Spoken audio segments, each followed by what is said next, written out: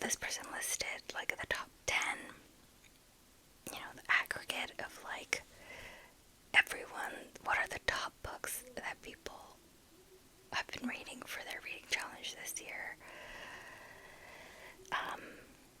So there's like several categories, and there's like 10 books in each category. Oh no, 10 or 12. Okay, there's 12 books in every category, but I thought, let's just look at the top 5 for each, because otherwise this video is gonna be like forever long. So, yeah, I'm just gonna go through them. I have it pulled up on my computer here. And if I own the book, I pulled it from my shelf to like make the book sounds. But for the ones I do not own, because I either got rid of it or I read it on my Kindle, I will just insert like the photo of it here while I'm talking about it. So I'm gonna have to do that for the first one. So first category is fiction. These are the top 5 books that people have been reading this year. Number 1 is Yellowface by R.F. Kuang. I'm not gonna like go in depth about what each book is about, but I thought I'd just briefly give you my opinions on them. So Yellowface, I loved it. I think I gave that 4 stars. It's like a satire on the publishing industry, and I just thought I loved like the dark humor. It's very meta, very like satirical. It's about like cancel culture, cultural appropriation, and yeah, I really, really liked that one. Okay, so that was number 1, which surprises me. Number 2 is Tomorrow and Tomorrow and Tomorrow by Gabrielle Zevin. I love this. 5 out of 5 stars. This was like in my top 3 favorite books that I read last year. Top 3, or definitely top 5, I can't remember. But, yeah, it's totally worth the hype. The writing is amazing.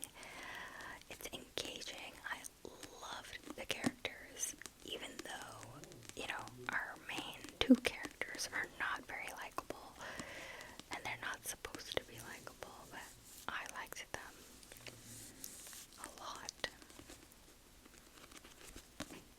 So, okay, number 3 is Remarkably Bright Creatures by Shelby Van Pelt. I liked this one. I gave it a 3 stars. It's very wholesome. It's about like the Great Pacific Octopus, but more than that, it's about like friendship and grief.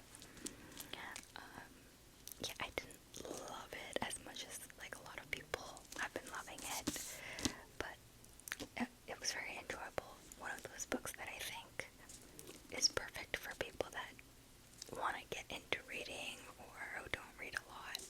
Like very accessible and easy to read.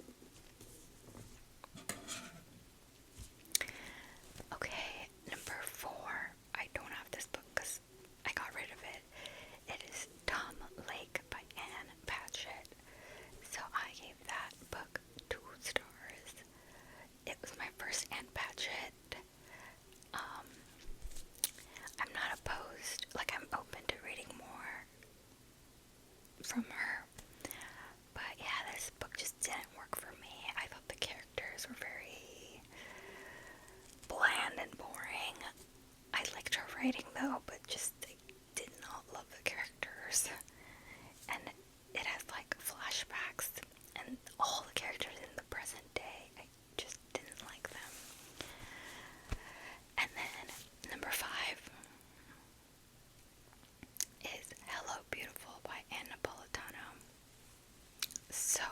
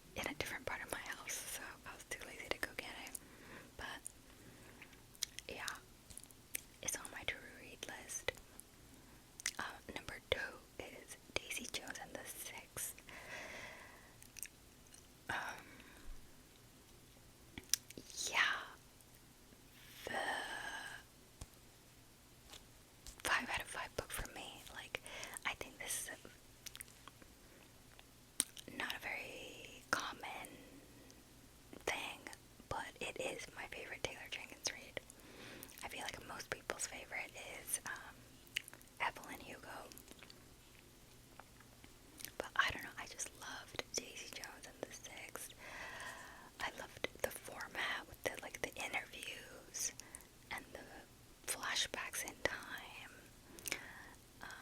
Yeah, I really liked it. For that one, I haven't finished the show, but I watched a couple episodes and I really like it. I loved the music they added.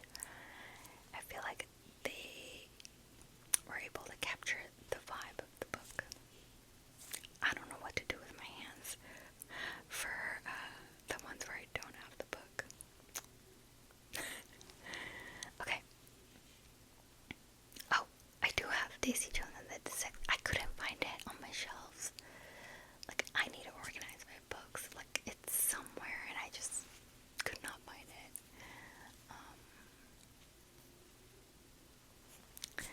Anyway, okay, next book is The Heaven and Earth Grocery Store by James McBride. I don't know much about this one. I have heard of it, and I know that it is very, highly lauded and stuff. A good friend of mine recently read this one, and she gave it 5 stars, so I'm interested in it, but it's not one that has been on my radar or anything. Okay, the 4th most read book is The Nightingale by Kristen Hanna. I have this weird, UK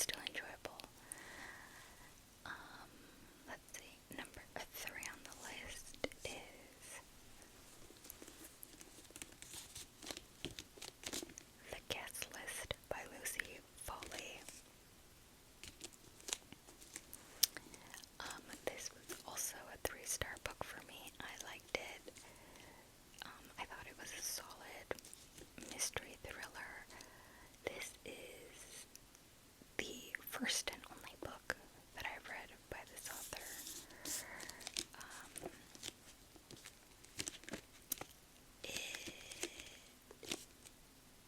It is a page turner. Like, the plot will keep you engaged, but I don't think it was anything like super special.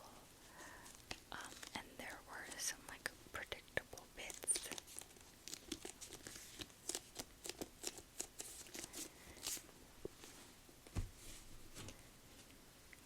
Okay, number 4 is The Heiress by Rachel Hawkins. I don't know anything about that book. I don't think I've read Rachel Hawkins before because I've always heard very mixed things. Have I? Let me see. I have the article pulled up, so let me just click on Rachel Hawkins, see if I've read anything.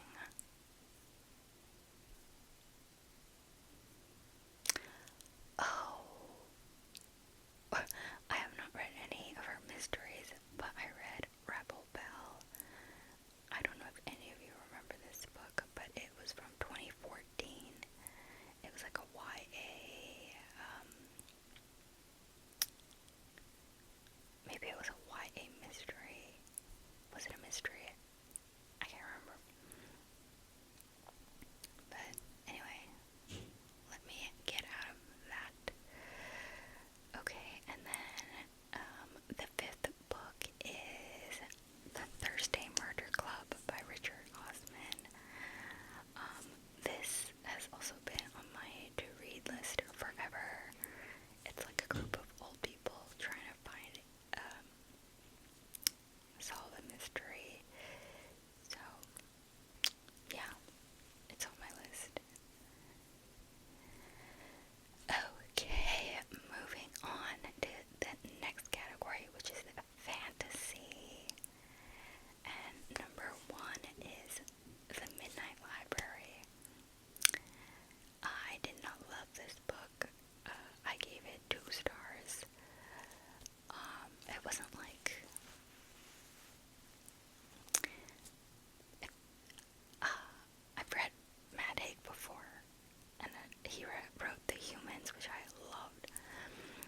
But this one, I just thought it was very, very predictable, and the author was trying to sound like a profound and like enlightened and stuff, but it just came off very mediocre to me, and I did not understand the hype. I did not, and I do not understand the hype. Okay, second book is Before the Coffee Gets Cold by Toshikazu Kawaguchi. So I read this one, I gave it 3 stars.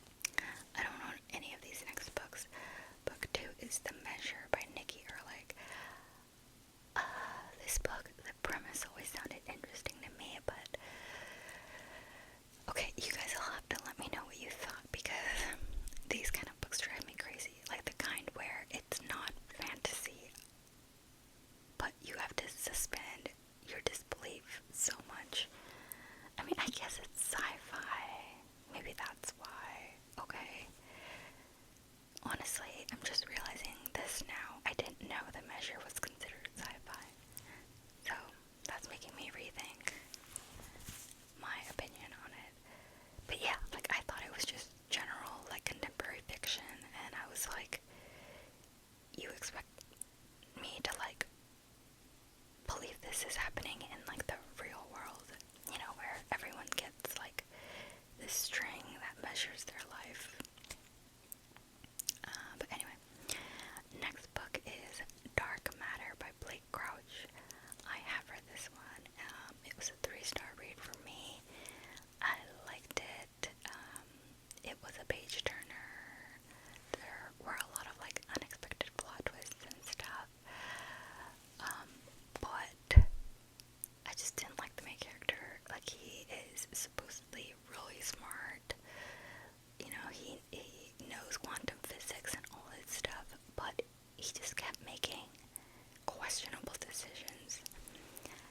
And I was like, are you really that smart if you're making dumb decisions? Okay, and then book 4 is This Is How You Lose the Time War, by Max Gladstone and Amal El Modar. Okay, this book is super popular. I tried to read it and I couldn't really get into it. So it's not like a full DNF, but I did put it down and I never picked it back up, and that was like over a year ago. So I probably will pick it back up at some point, but I don't know. If you guys have read it, let me know. And then the 5th book in this category is All Systems Red by Martha Wells. Now, she's a very prolific author. I've only read one book by her, which was The Witch King, and I hated it. So I don't know if I would ever pick up another one of hers, but yeah. Okay, next category, we're going into horror, and the first book is Hidden Pictures by Jason Rekulak. I've heard many things about this, and I will never be picking this up because it sounds so scary, and I'm a chicken. Like, even people that love horror seem to be scared by this one, so nope, not doing that. Number 2 is Holly by Stephen King. I think I mentioned this before. I've only read one book by Stephen King, and it was Misery, and I didn't love it. I don't know if he's for me. So, book 3 is Bunny by Mona Awad. Unpopular opinion time. I did read this, and it was a 1-star book for me. I am very, very confused by the hype. It was the kind of book where I hated it so much, and I could not see